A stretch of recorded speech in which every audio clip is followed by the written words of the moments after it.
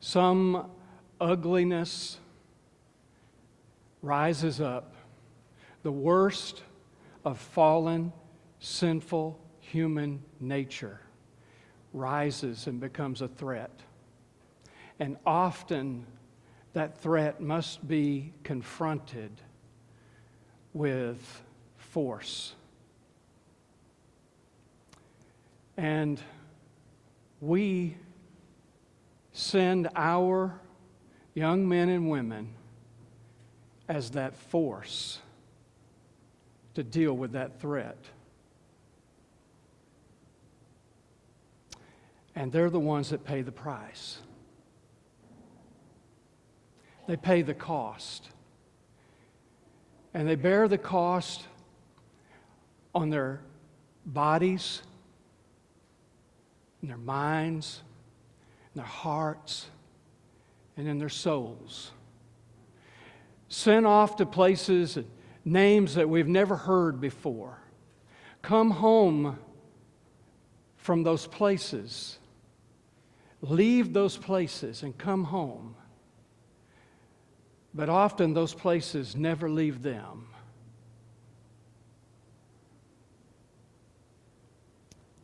I want to present with you this thought.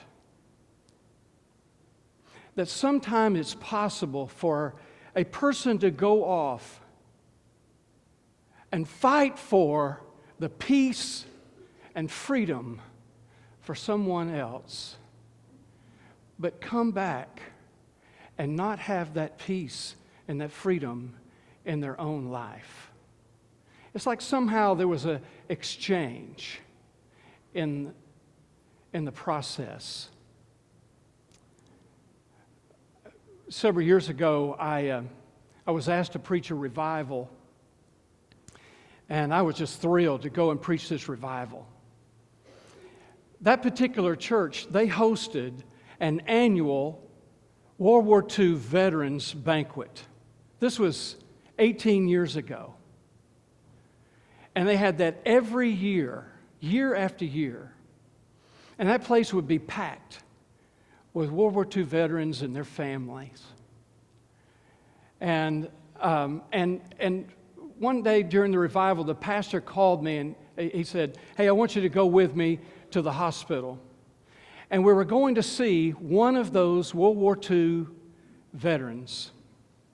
The pastor was telling me that this fellow was a good man. He was not a church man. But he never missed one of those annual Veterans Day World War II banquets at the church. And so he built a friendship with him. And now he's going to the hospital to see him.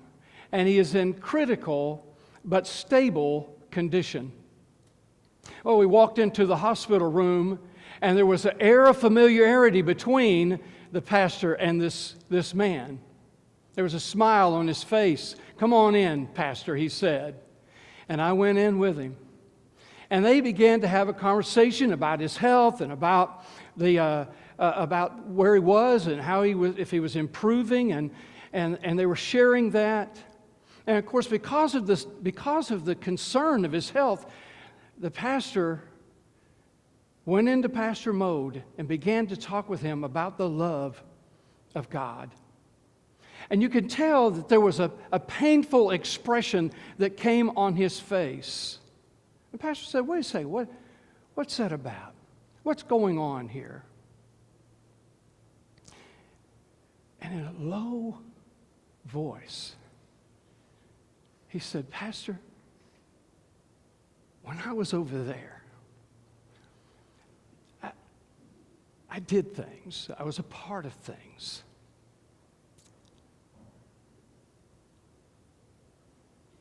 I'm just not worthy of God's love. I don't think God could forgive me. And I don't think He would let me in His heaven." And the pastor, like a skilled heart surgeon, began to massage his heart, bringing it to life with the love of God, with the hope that is in God. Began to massage his heart, talking with him about what God could do in his life if he would just let him in. And it took some time. Finally he said, if you'll help me. And he closed his eyes, and his face was tense and tight as he lay there. And the pastor began to help him, and he began to pray and say some words. And after a while, I watched his expression change, and it went from that tenseness, tightness, to just release. And it was like a peace came over him, and his eyes began to weep. You see, what the pastor did was he just gave this man a place to lay down his burden. He just gave him a place to share his pain that he had been carrying for so many years. Now, that doesn't apply to every veteran that is here, but it might apply to some. And we certainly all of us know that we can carry burdens around in our lives, and often we can carry them around for years. What do you do with a burden in your life where you feel that you are no longer worthy? Who do you talk to when you have things in your heart that you feel others just cannot understand? Who do you reveal your scars to? Who do you share with about the oppressive guilt that you may be carrying around? Well, fortunately for us, we have a story in the Bible that helps to answer that question. It's in Mark chapter 15, verse 39, where we are introduced to a career military man, a Roman soldier. And of all places, we are told that this centurion is standing in front of a cross and the crucified Jesus, at the foot of the crucified Jesus. And it is there that he will make this declaration: surely this man was the Son of God.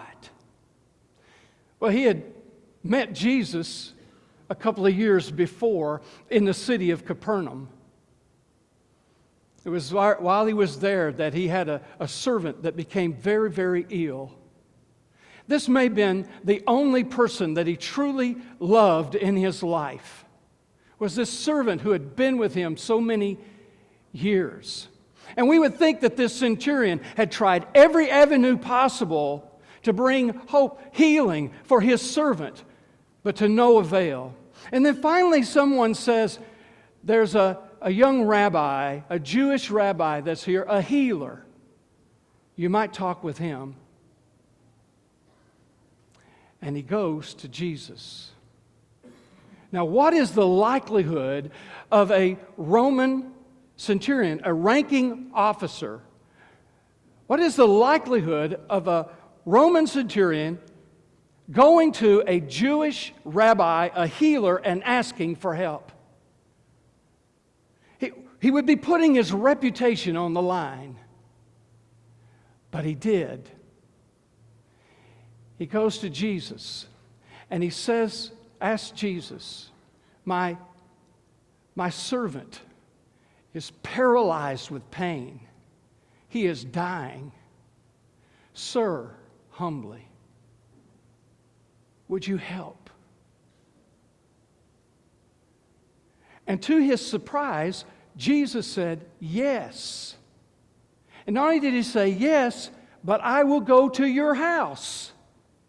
Now, what is the likelihood of a Jewish rabbi, a healer, going to the home of a Gentile, and on top of that, a Roman soldier, and risking his reputation and risking ceremonially being unclean. And yet Jesus shocks him and says, I'm willing, I will go to your house. And it is so shocking that you can hear the surprise in the people that would have been around. You can see it written in the face of this Roman centurion. He says, no, you don't have to go to my house. Listen, I'm a commander of 100 men. If I say to one, you go do this, they go and do it. If I say to one over here, you go and do that, they go and do it. Sir, all you have to do is speak the word, and my servant will be healed. And Jesus says, of all of my nation, I have not heard any greater faith than what I have heard from this man. And he says to him, your servant has been made well. Go home. And we are told in that hour, his servant was healed. It must have not been long after that. Sometime after that, this Roman centurion was deployed, of all places, to Jerusalem down the road. This is like the absolute worst place that he would have never chosen to be in, Jerusalem. He's deployed to Jerusalem. And not only is he deployed to Jerusalem, where it's a hotbed of anger and frustration and struggle and hatred for Roman soldiers and the Roman government. Not only is he placed in Jerusalem, but his job there is to oversee the execution, the messy business of crucifixion of those prisoners condemned by Rome. I don't know. It's the week of Passover. It's Friday morning. He sent a squad to do what they were supposed to do. They took the prisoners through the streets. They took them up on the hill. They crucified the prisoners. And then he makes his way out to supervise the scene for himself, to make sure everything has gone well. And he comes to this cross, and he looks up, and it's Jesus. When it says the centurion stood there, it gives the impression that he couldn't move, that he stood there, that he is soaking in the sights and the sounds that any other time he was callous to. He didn't hear it anymore, but now he could hear the sights and the sounds of that moment. He stood there, galvanized in place, looking. And then it says, and he saw how he died. He died differently. He's not up there pleading for his life. He's not cursing everyone. He's not spewing out bitterness. But instead, he's speaking words of grace. He is praying. And it may be that while he is there, he hears the word of Jesus. Father, forgive them, for they know not what they do.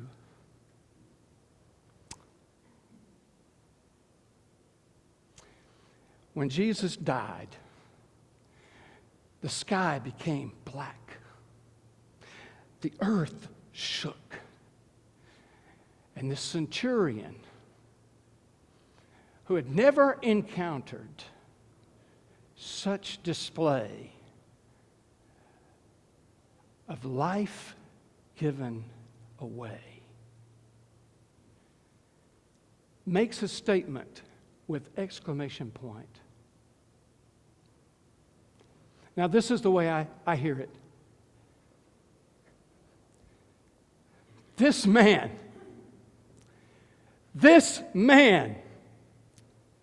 was the Son of God.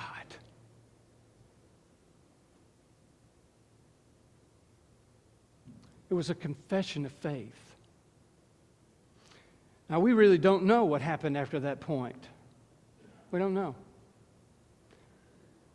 There are some traditional writings that follow that suggest that the centurion's life was never the same. It was transformed that day. And that he would spend the rest of his life declaring to others that Jesus is the Prince of Peace. I don't know, but maybe, wouldn't it be possible that it was at that moment, at the foot of the cross, having heard what he heard and saw what he saw, that somehow he was able in that moment to lay his burden there and find peace? Maybe. What do we do with our burdens? What do we do with our pain? Could I make this suggestion?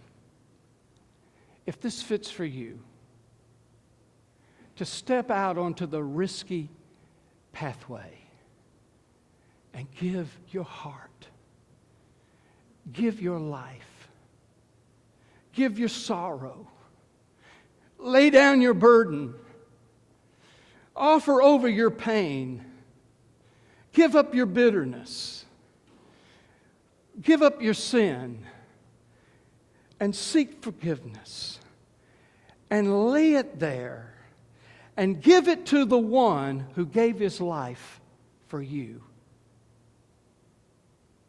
and walk away from it. Give it to him. Because we are told that if the Son of God sets you free, you are free completely. Don't pick it back up. Leave it with him. Walk with him. And just imagine if that would happen for that person. Just imagine. It would be like coming up from the depths of water to the surface and breathing in air for the first time in so long into your life. It'd be like the story of the man whose life is described as being broken into 10,000 pieces, and we are told that no one could help him. But Jesus heals him, and he is sitting next to Jesus in a right mind. It'd be like what would happen to the man at the pool of Bethesda. We are told that he's practically been homeless for 38 years. And there he is. And his heart has become hard. And he is filled with bitterness. And you can hear it in his voice. No one cares. No one cares. God doesn't even care. And in the story, it's as if Jesus makes his way to that pool for that one man and offers him his hand and says, "Come." And they walk away together. It would be like what happened outside of the tomb of Lazarus, where they had rolled the stone out of the way, and Jesus gave the command, "Lazarus, come forth." And Lazarus begins, it took a while because he was still in the grave clothes. And he comes out. And he comes out. And it's here that Jesus gives the command to the community. Go and cut him out of the grave clothes. That there are people that receive this life in them. They are brought to life, but they're still wrapped up in the grave clothes. I think he is calling for pastors and preachers and people of faith I think He is calling for people, whatever that area of life that will bring heart and healing to that person. It's cutting away with people in the psychological field and people in the medical field. It's calling upon us to come alongside and to cut them free. Just imagine that happen. Maybe you're that person. Maybe you're the one that the Lord is burdened for.